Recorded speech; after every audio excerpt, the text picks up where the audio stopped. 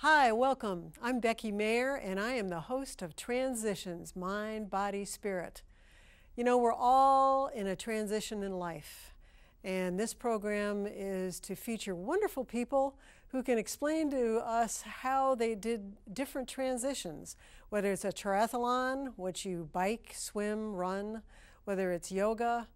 And we have a wonderful icon of yoga in Nashville, Tennessee here tonight. We have Jan Campbell. Thank you, Jan, for being here. Thank you for having me, Becky. This is wonderful. I appreciate this opportunity. I want to tell people a little bit about what Jan has currently, and she's going to tell us how she transitioned from many different lives. And basically, she owns the Yoga Center, which is here in Berry Hill in Nashville, Tennessee. And she is a certified Iyengar instructor at the junior intermediate 3 level, and she's the only one at that level in Nashville. She currently teaches between 60 and 75 students a week, and she teaches a particular form of Iyengar yoga, which she's going to explain. And we won't just be talking in today's program. We'll be also she'll be demonstrating what yoga is all about. But particularly, Jan, I wanted you to kind of tell everybody the beginning of your life story, where you grew up, and if sports or anything like yoga was even on your radar in high school, and kind of give us play by play. You grew up here and you became a mom, and then and just tell us about that. All right, I'll do that. I actually grew up in Mississippi. I was born in a little town not far from Mobile, Alabama. My father was principal of the school there, and my mom taught English. And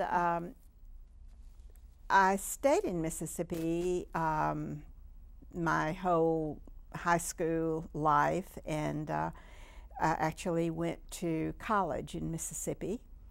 And I had never even heard of yoga. I didn't even know there was any such thing. And the closest thing I came to as far as sports are concerned is just being a cheerleader. So I did a lot of jumping up and down, but other than that, not much activity, except for being a tomboy. I married actually after my first year in college, and was married for 39 years. Wow. And had 3 children to a Methodist minister. So I was the preacher's wife in Mississippi. After 39 years, the marriage began to, and I didn't work when the children were small, which I'm grateful for. I was a stay-at-home mom, and that worked well. And then when they got a little bit older, we moved to Nashville. Well, actually, my 3rd child was born in Nashville at Vanderbilt. And when she got to be in elementary school, I took a job at Vanderbilt in the radiology department as a medical secretary.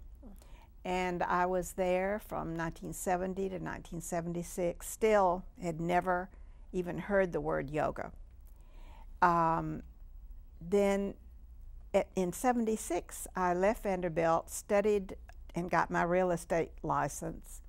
So I worked in residential real estate for 10 years. And it was during this time that I first heard about yoga and became fascinated with it, and began my own home practice, and would occasionally take a class with people here in town locally. There weren't that many people teaching at that time. So after 10 years in real estate, I was getting a bit burned out. I'm sure you can understand how that happens sometime. and decided I really needed a change, and that what I'd really like to do is to teach yoga. And there were no yoga studios at that time in Nashville. None in Nashville. None. People were teaching classes in church basements and just wherever they could rent a space, but no one had a studio. So I went out to California, to San Francisco, and did a month of study there at the Iyengar Institute in San Francisco, which is not a lot. I still didn't know very much, but I came back to Nashville and decided to open a studio in the back of my home. And my husband had a small business in Berry Hill, and we owned a house there. And it became very easy to just convert his large conference room into a yoga studio. So in November of 1986, I opened the first yoga studio in Nashville. Wow. And I'm still doing that. So lots of changes in my life. Actually, I think what got me interested in yoga in the first place is that my marriage was in trouble, and I began to do a lot of searching for just to find out who I am apart from being a mother and a wife. And yoga seemed to be a part of that transition for me. It helped me to know, number one, more about who I am as a person, and number two, it became my passion. I loved it, and I really wanted to share it with other people because the benefits for me were so amazing. So that's sort of the way I got started. So in November of '86, I started offering classes, and it has grown and I've never really advertised at all. It's been a word of mouth kind of situation, but that has worked well. And I'm still teaching full time. I was born in 1933, which makes me 79 at this point. And I think when I opened the studio, I was in my 50s, early 50s. So it's something that I didn't really know about until a little later in my life than most people these days, because it's become so mainstream now that it's easy to find. And yoga is, as you know, everywhere. But it was not that way, particularly in the South in the early 80s and 70s. I think there was a lot of fear in the South that it was somehow a religious cult, and because of that should be avoided if you're a Christian. And I'd like to say that it's really not a cult. Yoga is a philosophy. There is a philosophy behind it. And in the U.S. and in the Western world, it's mostly used as a way to get some exercise, to relieve stress, and to increase one's strength, endurance, and flexibility. So it's not scary like it was back in the 70s, and now people come to my classes that I think would not have come 20-something years ago because of the fear that it might be something that their local pastor would not approve of. I think that's not the case anymore. Now, do you feel that in the West people have a different way of yoga than, let's say, in India, or is there a different flavor? There are lots of different types of yoga. So, and certainly in India there are many different types of yoga. I do go to India to study for a month at the time. I've been actually on 4 different occasions to study. Can you tell us about staying in India and what that is? And I think we have a picture of Mr. Iyengar. I do have a picture of Mr. Iyengar and also of his daughter Geeta. There is an institute in Pune, which is a university town in India. It's about 100 miles from what used to be called Bombay is now called Mumbai. So generally I would fly into Mumbai and either take a local flight or a taxi from Mumbai to Pune.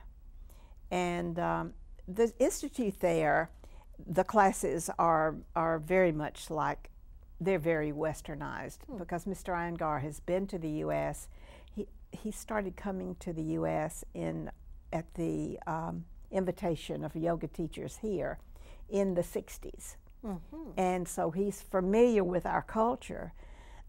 So when you go to India and take classes there, they're not a lot different from what you would see in the U.S. There are local people that come to classes.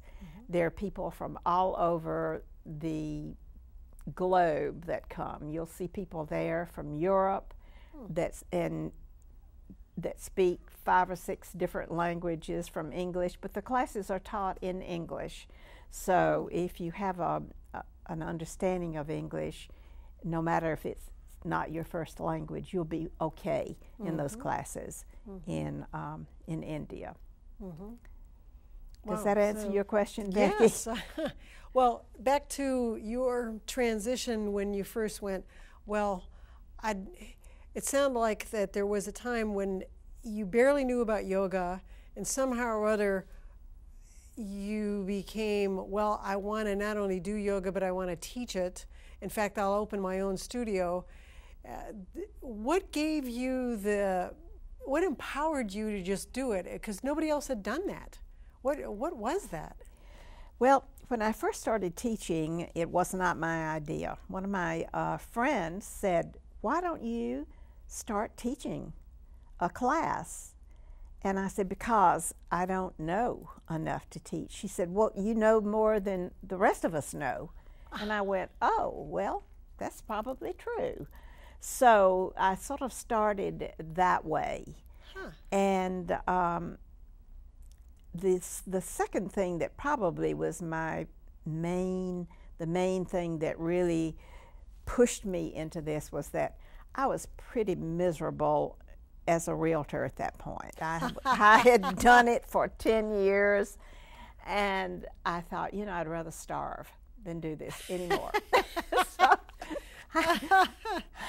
That's really what motivated me to just make a change. You were unhappy in the one situation, and I got to get out of this, and what do I really like? Oh, I really like yoga. And then I have a passion for it. Yes, and I realized that this really is my passion. Wow.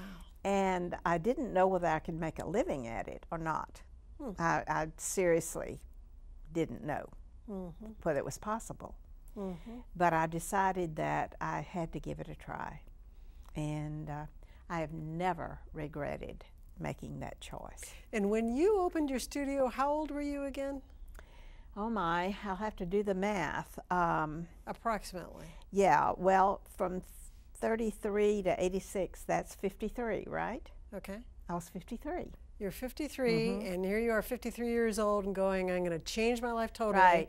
I'm going to do something nobody else has done in Nashville, and I'm just going to take a leap of faith and just do it. Right, and the other thing is I felt pretty sure my marriage was not going to last, and that was another scary thing. I had 3 children who were older at that point, so that was not as much of a financial concern, but it was still quite a big leap of faith to do that.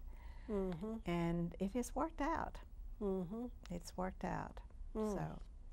And it sounds like, too, that now that yoga is so much more mainstream, like we were talking, you can go to Target and get your yoga mat.